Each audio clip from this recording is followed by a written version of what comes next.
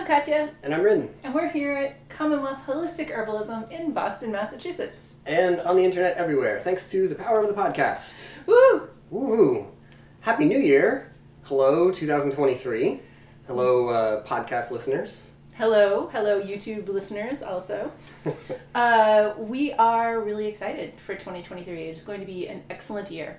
Yeah. Yes. Yeah. We've got a lot planned, but you'll hear about it when it happens. So for now, let's just say that, remember in our last episode, all the way back in last year, 2022, like so long ago. Enough of that joke.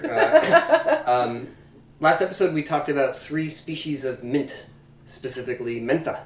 And the thing is, we're not done with the mint family yet, because today... That was excellent.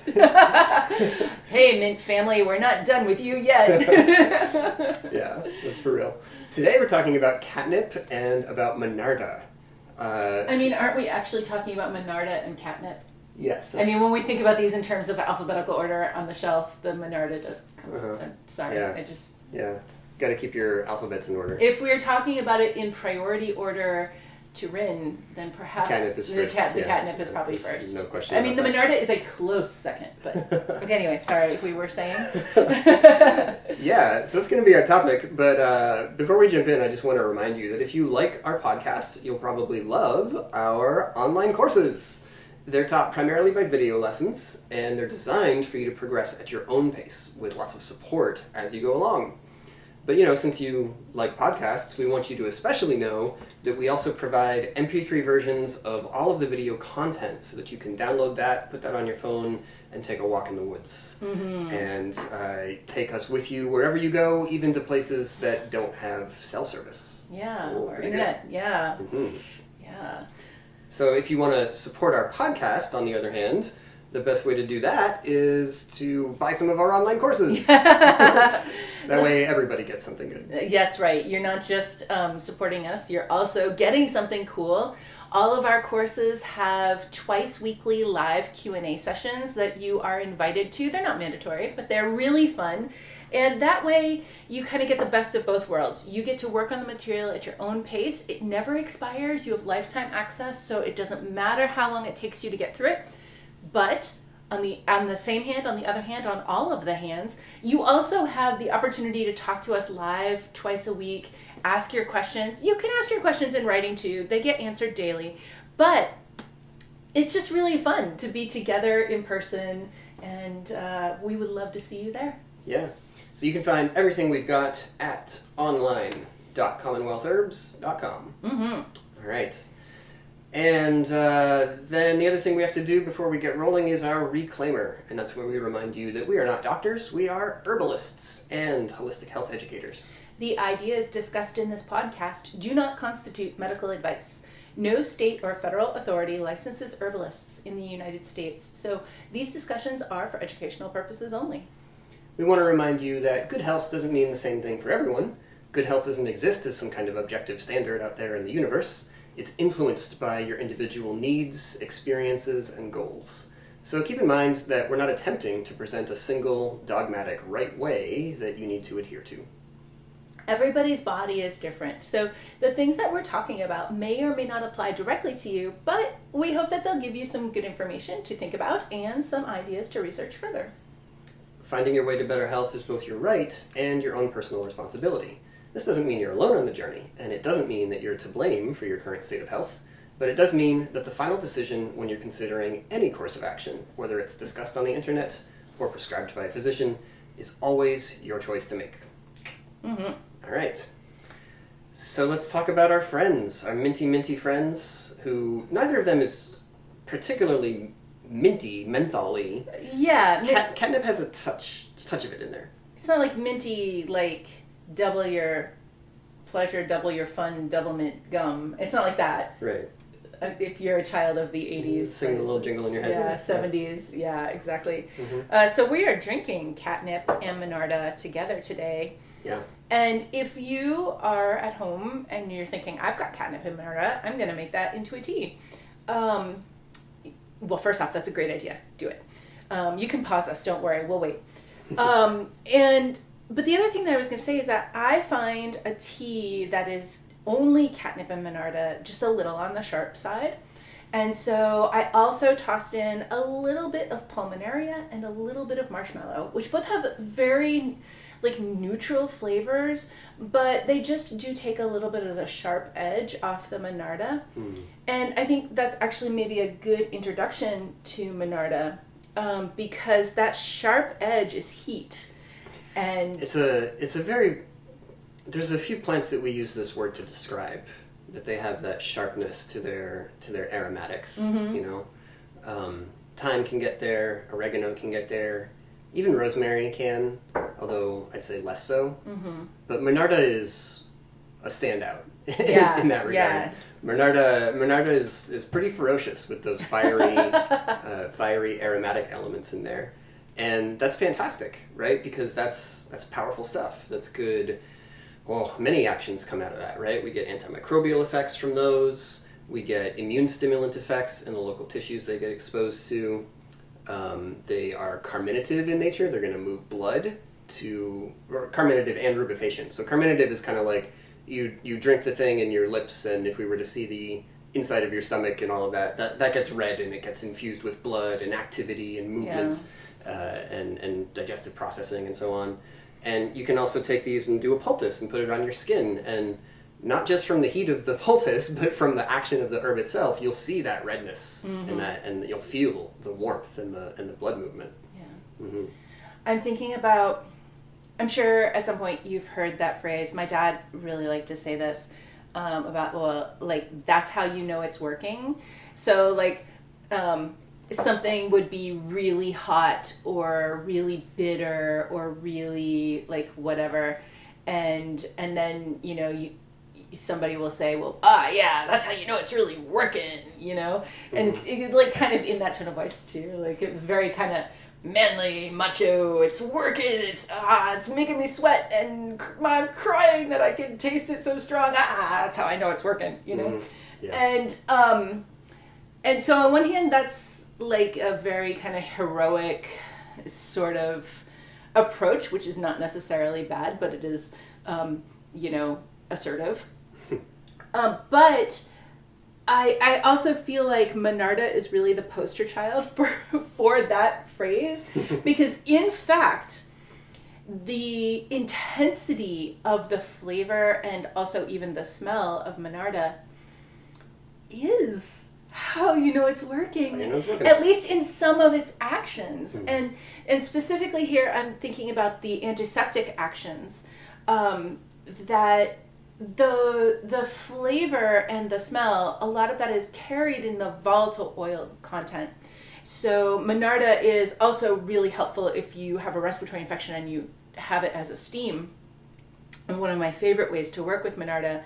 But when you inhale the steam, it's just as like hot. The smell of the Monarda is just as hot as the flavor is when you drink it. And those volatile oils, that's where most of the antimicrobial action is carried, or where it like is where it is housed in the plant where it lives, and that like the intensity of it is, I don't want to say that the intensity of the flavor and the intensity of the smell is a reflection of the intensity of the action, because it's not actually a reflection. Those smell/flavor chemicals, the organic chemicals, right, in the chemicals in the plant that are part of the plant, that are creating that smell and that flavor, they are actually doing the work of being antimicrobial. So it isn't just like reflective of the power, it is the power. So in this one case, that's how you know it's working. Yeah. Actually, yeah. Yeah, right.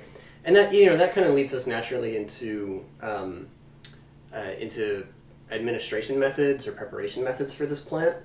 Anything with these kind of volatiles, you have some flexibility, actually. You can take these as tea, and as you smell it and as you drink it, you'll smell and you'll taste those elements, those hot, sharp, volatile terpenoids and other friends in the Monarda coming through. You can also tincture these kinds of plants very effectively, because those constituents are super enthusiastic about leaping out of the plant matter and into the alcohol. And they'll swim all around in there and do their thing. I'm just imagining like little Monarda volatile oils. They're like green. They're definitely green. Yeah. Green with like purple edges, and they're just swimming around in the alcohol. Whatever. I'm sorry. It's a cartoon inside my head right now. Yeah. You're sharing it. Yeah. So a tincture is good and strong, and that's handy, right? Because, it's nice to drink a hot cup of tea, and that can enhance even further the diaphoretic quality of a hot aromatic plant like this. So if you were taking Monarda to like raise heat in the body and get a good strong fever going, then a nice cup of hot tea is really the best way to go for that, right? But if you're traveling and you think, oh, I don't know, I'm worried about my lungs or something like that while I go, then it's really handy to be able to bring a little bottle of tincture and know that it's pretty potent in there, that you can squirt that into a cup of hot water that you get at the airport or whatever, put a few squirts into there and drink that down. That's still going to be good and solid. But an herb like this that has these strong, hot, sharp aromatics for us always makes us say, first and foremost, you've probably been waiting, right, to get it out there, is the steams. Yeah. Herbal steams are so good for this plant. This plant is so good for herbal steams. Yeah. This plant, we do try not to say that plants are good for things, but in this particular case, I meant more like this plant just wants to get into a steam. That's what I really meant. Yeah. It comes through really well. It delivers this medicine. It delivers the actions of this plant that we want right where we want them, right? You're dealing with a respiratory infection. You might not know what it is, it could be a viral thing. Maybe it's a bacterial thing. Maybe you've got exposed to some fungal stuff, and it's in there. Hey, it could be all of them together, having a little pathogen party. That's so common. And like, you can get really hung up on, I need to know exactly what virus I've got right now. Okay, sometimes that is important. Yeah. But, I mean, Ebola, it starts off as a respiratory virus too. And like, if that's what you've got, you do in fact need to know that that's what's going on. Yeah. Like, okay, sometimes you need to know exactly what virus you have, but sometimes you don't. Sometimes it's like, I don't know, my nose is dripping, I'm coughing, I'm sneezing, I'm, runny nose and aching and stuffy head and all that stuff. And and honestly, most of the time, it's not just one thing. Most of the time, there's lots of pathogens involved. They, they're friends, they network, they hang out together. Yeah, it's with this herb and with a lot of our herbs that we work with for this kind of effect, they can be very direct in action against some kinds of pathogens like the bacteria or fungi, but they're also going to help out if you have a viral thing going on, because it's not like a pharmaceutical where it's totally reliant on one chemical activity, one receptor binding, one capacity to penetrate and disrupt the metabolism of a pathogen in some way, right? The pharmaceutical has that one trick, and it's powerful, and you can stuff a whole lot of that power into one tiny capsule. Yeah. And so, this is why they've become so popular in our world, right?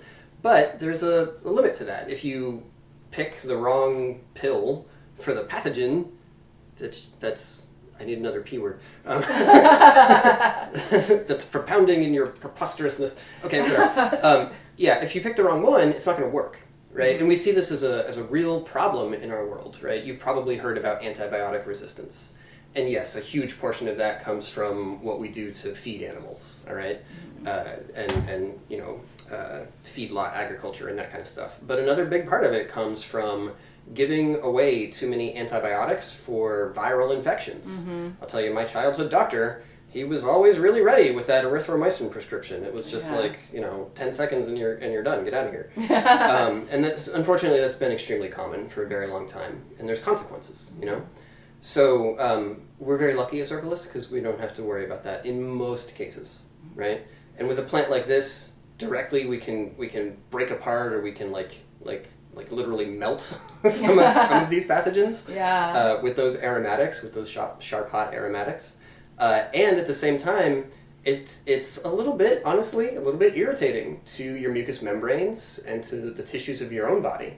And the way they respond to that irritation is more blood flow and to wake up some white blood cells that live in those tissues and say, hey, something's going on over here. Do your job. Yeah, it's kind of like, herbs in their function are multifactorial. So Monarda doesn't just have one volatile oil that has antimicrobial action. It has many that are like a complex mixture that blend together. It's like every plant has its own perfume. It doesn't just have one scent. It's all these scents blended together. All these chemicals that carry scent or that produce scent blended together to create the smell of that particular flower.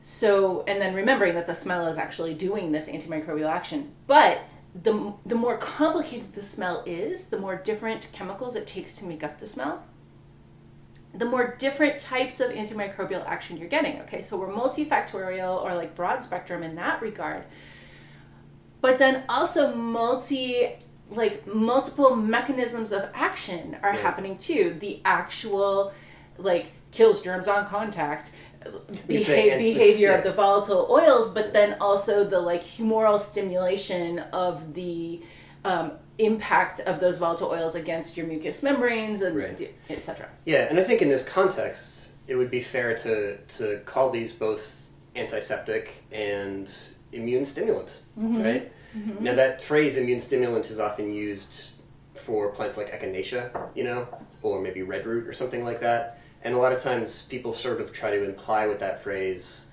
or to use it as shorthand for like increases white blood cell counts, But that's not the only type of immune stimulation that one can induce. And it's not even, I think, in a lot of cases, the most important type. Right. It's just that we live in a pharmaceuticalized world and that's the perspective for all of us. That's what we grew up with as the perspective. So when we think about immune stimulation, the very next thing we think about is white blood cells. There must be more white blood cells. No. There's like so many other parts of the immune system that you can like wake up and shake out and say like, come on, let's go. Mm-hmm. Yeah. Okay, I'm sorry. A word from our sponsor here is that so we're filming this so that we can put it on YouTube. We're just wearing whatever we were wearing, including the cat hair that came on it. Whatever. That's our deal. And Ethel is here giving me more cat hair. Well, see, that's the thing. That's what it's like. We're filming this so that we can put it on YouTube because some people like to watch stuff on YouTube. And so we want to make this available for everybody. And normally we would say, oh, you lovely podcast listeners, our beautiful cat is in the room and you can't see her, but she's wonderful and she's purring at you. Except that today, Ethel has managed to... She's like hiding behind the... Right. She has found the only spot that the camera can't see, and that's where she decided to curl up and fall asleep. Yeah. So whether you are listening on the podcast or watching on YouTube, you can't actually see, but Ethel is here, and... Yes. Yeah. She's probably here for the catnip, but we're not quite done with Monarda yet. There was at least one other thing I wanted to add in here about this. So we've been kind of emphasizing the heat and the potency, and we keep using this word sharp for this, and I'm realizing that might put some people off. And you know what? Some of that is actually appropriate because this herb is hot in nature. It is drying in nature. It's tonifying in nature. And if that's not your constitutional pattern, then this might not be the herb for you to drink every single day, right? Right. Like if your lungs are already hot, dry, you just feel like there's a desert inside your lungs, you're probably not going to love Monarda right now. You might love it some other time, but right now is probably not the time. Yeah. On the flip side, if you have like a cold, wet, boggy lung infection and every time you cough, it sounds like whatever it sounds like when there's lots of fluid in the lungs, right? It sounds like that gurgly, that like you can hear the stuff like peeling off the inside of the lungs and gurgling around inside the cough, right? If you've got that kind of lung infection, then you would probably really enjoy Monarda. Yeah. Mm-hmm. Yeah. But the thing that I've been thinking about recently, I started a new student group the other day, and this was kind of coming up spontaneously as I was doing some intro talk, is that whenever we say something like that, like, oh, this herb might not be super appropriate if you have this type of constitution, That's not actually the end of the story. And it doesn't mean that the folks with the dry or the hot pattern can never, ever work with Monarda. The solution is formulation. Yes. And this herb, I find it formulates really, really well with the herbs we refer to as sweet demulcents. So the two best examples of that for me are going to be licorice root and fennel seed.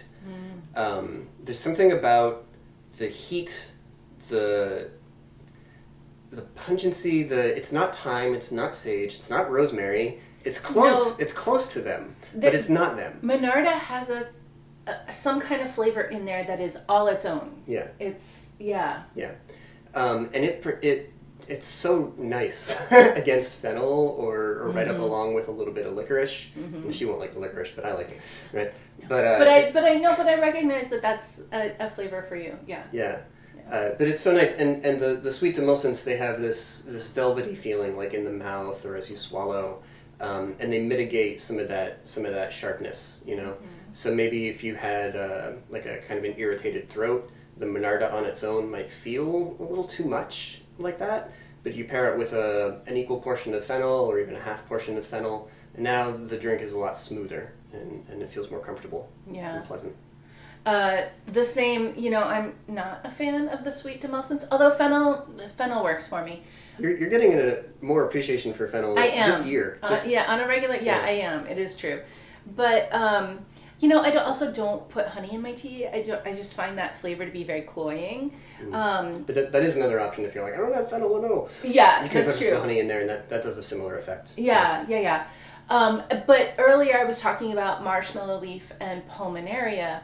And so that also softens the flavor, but just in a different direction. Instead of that direction being like pushing into a sweet kind of place, it is pushing into a, you know how sometimes they describe wine as being like full-bodied or like well, that's how they describe it. Or sometimes coffee too. Sometimes coffee will be described that way. On one hand, I can't really tell you what I think full-bodied means as a flavor, except that pulmonaria and marshmallow leaf both have it. Like, I'm not sure how else I could possibly describe it, but I know it when I taste it in coffee, I know it when I taste it in wine, and pulmonaria and marshmallow both have it. And that broadness of their flavor, it's almost like it spreads out the sharp heat of the Monarda and just makes it so that you're not getting it all in one like sharp stabby bit. You're sort of getting it all spread out neatly over. Yeah, I can feel that. Okay, wait, I think we both had an idea at the same time. That's okay, go first. One other thing about Monarda that I really love to do is to both steam with it and then drink a cup of it and then bath in it. And this is like, I must be really sick if I'm going to do all these things. Yeah, right? It's true. Like, it's the actual flu, it's the whatever, right? Yeah. And so that can all be the same pot, you know, as long as you don't drip any snot in it while you're doing your steam, then you can like scoop a cup out and drink that, and the rest you can pour into a good hot bath and, you know, bring it into you through all of the pathways of absorption, basically. It's true when you start asking for that. And it's just like, oh my God, he's really, really sick. But it works so well. Yeah. It works so well. Yeah. The thing I was going to say was that, you know, I'm talking about pulmonaria and marshmallow as like a flavor component, but they're also both like really helpful lung components, and both of them have a little moistening action. And so if you are a person like Rin, who you run dry, like for me, I can have a hot drying herb all day long forever, and I will never get too hot and I will never get too dry because I'm cold and damp to begin with, constitutionally. But if you're somebody like Rin, where you're already a little on the dry side, or a lot on the dry side even, then if you're working with Monarda over a long period of time, maybe you need to do that because even though you're a dry person, you still can have a wet lung infection. Like, you can get pneumonia, you can get whatever. Or it could be like, I can't move out of this apartment because I don't have the money, but I know there's black mold in here. Right. Yes. So an herb like this, every day. Right. Yeah. But then if your body runs dry, bringing in any of these moistening herbs, whether it's on the flavor side of pulmonaria and marshmallow or the flavor side of licorice and fennel, any of them is going to help balance out the heat and the drying action of the Monarda so that it doesn't like compound the dryness you already had in other parts of your body. Maybe you didn't have it in your lungs because of too much dampness in your environment or because of a wet lung infection or whatever, but you have it in the rest of your body, and so that will smooth that out for you so that you're not uncomfortable. Right. Yeah. What a lovely plant. We gotta grow some this year. Yeah, it is also super gorgeous. beautiful. Yeah, it's so beautiful. yeah, and not hard to grow. I mean, the mints, they'll grow pretty readily. Yeah. Oh, and about species, we've just been saying Monarda, and it's really, as far as I'm aware, every one of them is great. So you've got Monarda didyma and Monarda fistulosa, and a couple of others kicking around here and there. But as far as I know, all of them can do the job. I am always so Monarda is such a beautiful plant that there are some horticultural cultivars. Yes. And I am always kind of picky about that. I prefer like wild versions of plants over horticultural cultivars. Yeah. But if it has the smell and if it has the flavor, that's the most important thing to think about. If it doesn't have those things, then it's not going to give you the action that you want because so much of the action is bound up in the smell and the flavor. Yeah. But if it does, you don't have to worry too much about exactly which species it is. All of them that have that strong smell and strong flavor will do the job. Nice. Yeah. All right, catnip. You've been holding it in. You've been just waiting. Yeah, well, I kind of wondered, so one of the reasons Ethel probably came in here was that we both have catnip in the tea, and she in particular, she knows. She can smell it when our tea has catnip in it. She'll come walking along the counter, and she doesn't really lap it up, but she'll sit there and... She will put her face right in the tea. Yeah, she does like that a lot. Yeah.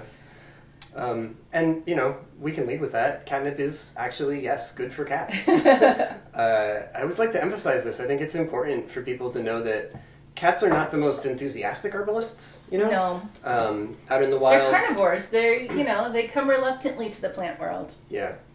You kind of wonder, does an obligate carnivore like a cat do, animal medicine? Do they say, oh, I'm feeling a little ill today. I need to find a beaver.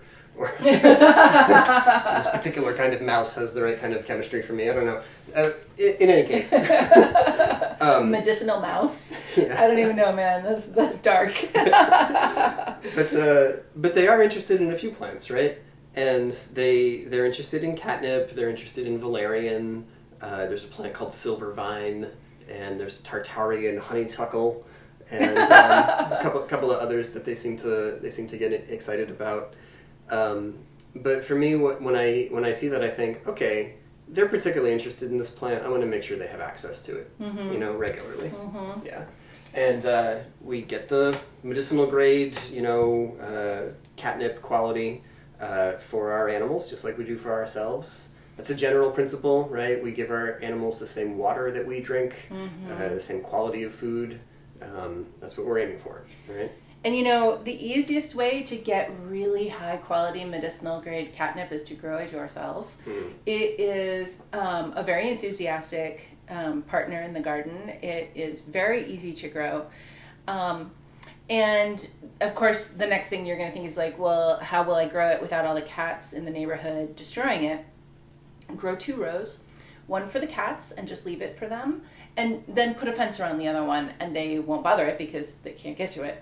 I suppose you could have some cat that's super, super wanting to get in, but if you make the fence right around the catnip so that there's not very much space for them to jump in, it won't guarantee that it's impossible. But what might happen though is that the catnip will kind of grow through the fence a little bit. And they'll eat those parts. They'll come and nibble on those they'll eat those parts. and leave the rest alone. Yeah. But so it really does require a little bit of fencing, but just seriously, 1 roll of chicken wire will do it. So it doesn't have to be too expensive or difficult or fancy. That is enough, but it's worth it. It's all of these words that I'm saying and all the time that I'm taking to describe it, like, it's worth so much more than that. Yeah. Because homegrown catnip, oh my goodness, it is so much better quality than, like, just think about the best quality catnip you've ever had, and you were like, woohoo, that is quite catnippy. Like, homegrown catnip is infinitely better than that. Yeah, it's so nice. It definitely helps a ton if you have a dehydrator, so that you can get it dehydrated and preserved and everything. You could also grow your own if you don't have one, can't get one, whatever. You can grow your own catnip and then tincture it fresh. Yes. Tincture of fresh catnip and tincture of dried catnip are different. They are different, and if you're an herb student, find both, make both, whatever, sample them, taste them blind, grab one at random or have somebody swirl them around and hand one to you. You'll be able to tell. Yeah, you will. Question. You'll taste the difference. Mm-hmm. Yeah. Also, when you grow your own catnip, you can make catnip infused honey. And that is super delicious and wonderful. And then you can blend the catnip infused honey with the catnip tincture, and now you have a double catnip elixir, and it is pretty amazing. Yeah. That is a double extraction, isn't it? Because people always say double extraction, and they mean like the mushrooms. You do the water fraction, you do the alcohol fraction, you combine them, but it's a double extraction. You have 2 sets of plant matter, but it's still it's also 2 extractions. Right. Yeah. 2 media. Yeah. Yeah. I also think that the way cats respond to catnip can be instructive. So they get that initial stimulation, and people often point at like pheromone, similarity or that kind of thing with the Nepeta lactone, and that's part of it. But they get that initial stimulation followed by relaxation. They run around, they play, they chase things, they jump up, and then they purr and they stretch out and they find a warm spot and they just bliss out for a while. And catnip is kind of like that. It does have a little bit of stimulation, like other mints do. It has some capacity to move blood to tissues, to warm them gently, not at all like Monarda, but gently, right? And then the relaxation comes, and there's that release of tension patterns, and especially in your guts, especially in your stomach, your intestines. If you're tight in there, if you carry your anxiety in your belly, then catnip just lets it out. It just releases that for you, and it's such a relief. Yeah. Those are words spoken from experience.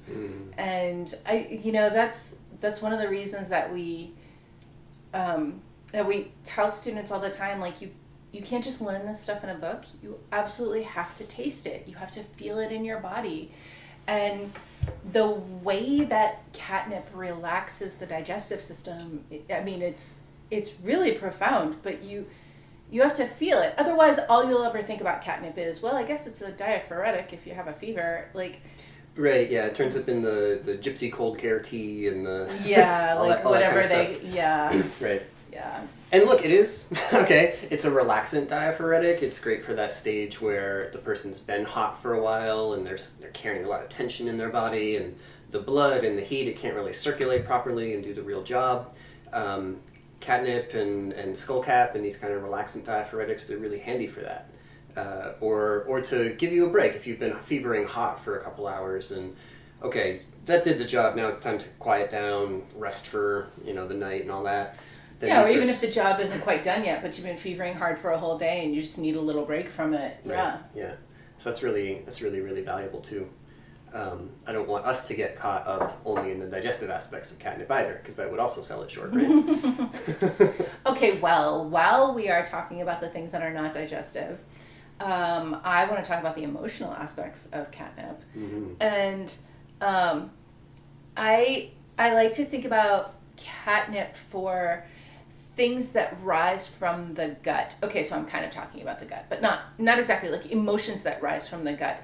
Like when you have fear that is just rising and you can feel it, like the fear is in the pit of your stomach and then you feel it rising, and as it gets higher, you're starting to panic more and more. Or nervousness or anxiousness that you feel in like the pit of your stomach, right? Butterflies in the stomach, yeah. And then except like the more that you are experiencing the feeling, the less that it is friendly, beautiful butterflies, and the more that it is like a swarm of wasps in your stomach. And and they're like coming to get you, like whatever. So those kinds of rising emotions that both like are moving upward, but also are like snowballing as they do it. They're getting worse and worse and worse at the higher that they get.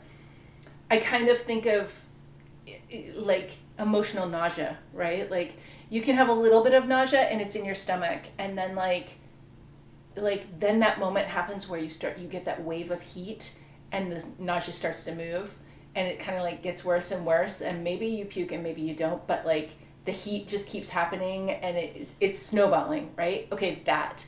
But in your emotions. That's when I'm thinking about catnip.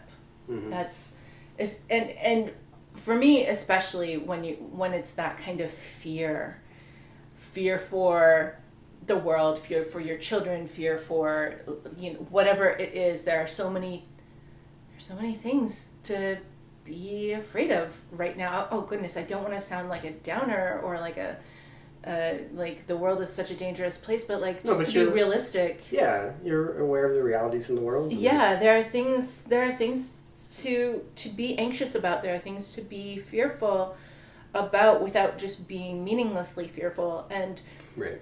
And sometimes those things can spiral because you look around and you're like, I'm one person, what are we going to do?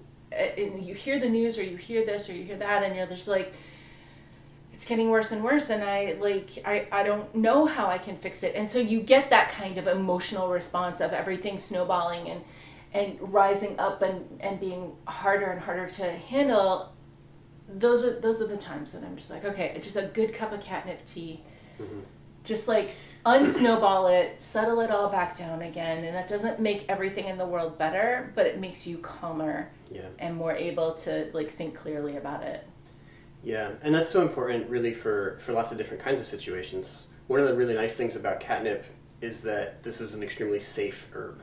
This is an herb you can give to small children. This is an herb you can give to elders. This is an herb that you can give to people who are taking several pharmaceutical medications. It's an extremely safe plant. And yet it can do these things, right? So if you have a kid and they sprain their knee or they skin their knee, right? But like 90% of the screaming and crying is just that this is new for them and they're scared and upset and don't know how to handle it yet, right? So the pain is really kind of small, but they're pretty unhappy. Would like something would be helpful for them, and we can give a bit of catnip, and it's the magic kitty elixir and whatever, and it's like, oh, okay, now I feel better. I'm gonna go play, right? And honestly, as many people know, and from direct experience now, it's a pretty similar situation with an elder who's maybe not entirely where they used to be in terms of mental acuity and awareness of what's going on, and it's easy to get frustrated when, say, the nurse is different, or this isn't the meal I expect on Thursdays, or whatever else, right? So an herb like this can be really helpful there, too. Yeah, and that is, so many people now are taking care of elderly parents, and it can be very challenging to feel like you have confidence in how you can approach things because so many elders are taking so many pharmauticals. And so you might be thinking, well, I love herbs, but I don't really know how I can help my mother or my father or my aunt or whoever I'm taking care of with that because I'm just afraid of drug interactions. And, there are a few plants that are very, very safe and have a very low likelihood of interactions, and catnip is one of them. So it's so comforting that there are plants like that we can turn to. Chamomile is another like that that it has very low risk of any kind of interaction, and both of them are so appropriate and so helpful in those kind of moments of like some mental confusion that is contributing to feelings of panic. And then if you're the caregiver, hey, that doesn't feel awesome for you either.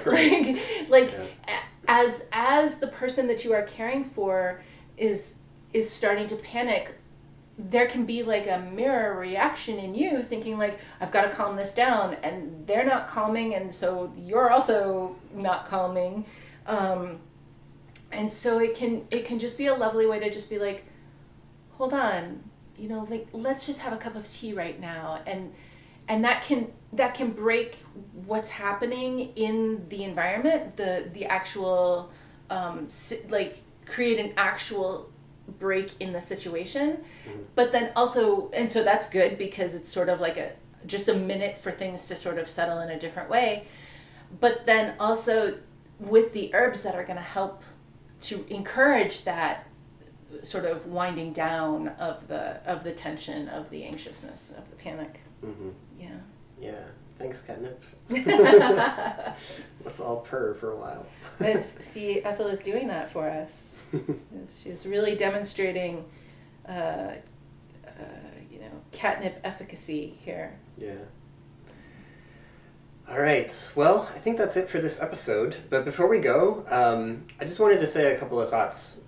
So for beginner herbalists, and I know some of our podcast listeners are, one of the most important things you can do is to study the individual herbs in depth. Today's episode was not superficial, no, but it's not everything we could have to say about It's not in depth yet. Yeah. This is just the beginning. There's so much more. Yeah. And I know we also have some intermediate herb students listening, and for intermediate herbalists, one of the most important things you can do is to study the individual herbs in depth. And you know what? For advanced herbalists, one of the most important things that you can do is to study your herbs in depth. It's not a joke, actually, even though I'm giggling. So depending on which level you're at, now you know exactly what to do. Yeah, right? Yeah. No, it is, and the most important part, I think, I don't know, it all goes hand in hand, and hand in hand in hand. Yeah. But I think the one part that you cannot leave out is to actually taste the plants, actually work with them in your own body, unless there happens to be one that you're allergic to or something like that. Okay, well then not that one. But work with them in your body. While you're reading Materia Medica entries about the plant, be drinking it. While you are watching videos or listening to podcasts about the plant, be drinking it. While you are studying, formulating with this plant, be drinking it. Because the words only convey a certain amount of information. We're trying to describe things that are happening in the body, and language is imprecise. So when you feel it, it gives you the kind of understanding that you can't forget. It's easy to forget words because they're imprecise, right? No matter how hard you try to speak very clearly about something, it is not the same as actually feeling it. When you experience it in your body remembers for you. Your brain doesn't have to do that work anymore. Yeah. So to help you with that, our Holistic Herbalism Materia Medica course covers 90 medicinal herbs. Actually, it's over 100 now. Indeed. Over 100 herbs. And we feature their energetics, their actions, their applications. That's the what do I use it for stuff. Okay. Also contraindications and suggestions for formulation. And this course, just like every single one of our online courses, comes with lifetime access to current and future course material. Yeah, that's like every time we make an update, it just shows up for free in your account automatically, and you don't have to do anything. You just get the new material. And then the next time you log in, you're like, oh my goodness, there's more here than what I paid for. How great. Yeah. You can come to those twice weekly live Q&A sessions that Katya mentioned up top. There's discussion threads integrated into every lesson, so if you're watching it and you have a question, you can put it right in that moment, get an answer within a day. We've got quick guides, we've got quizzes, we've got all kinds of stuff in there for you. So you can find that course and all of our offerings, including a couple of free courses. You find them at online.commonwealthherbs.com. Yes, we'll right. see you there. Yeah. So that's it. Thanks for listening and or watching. And we'll be back with some more Holistic Herbalism podcasts for you soon. Sooner than last time. No. That's part of our. I really don't love resolutions, so I skirt the resolution issue by setting a theme instead. But I suppose if I do have one resolution for 2023, it is no, for real. The podcast will be on time every week. There we go. There it is. Yeah. Until then, take care of yourselves. Take care of each other. Drink some tea. With your cat. And we'll see you next time. Bye-bye.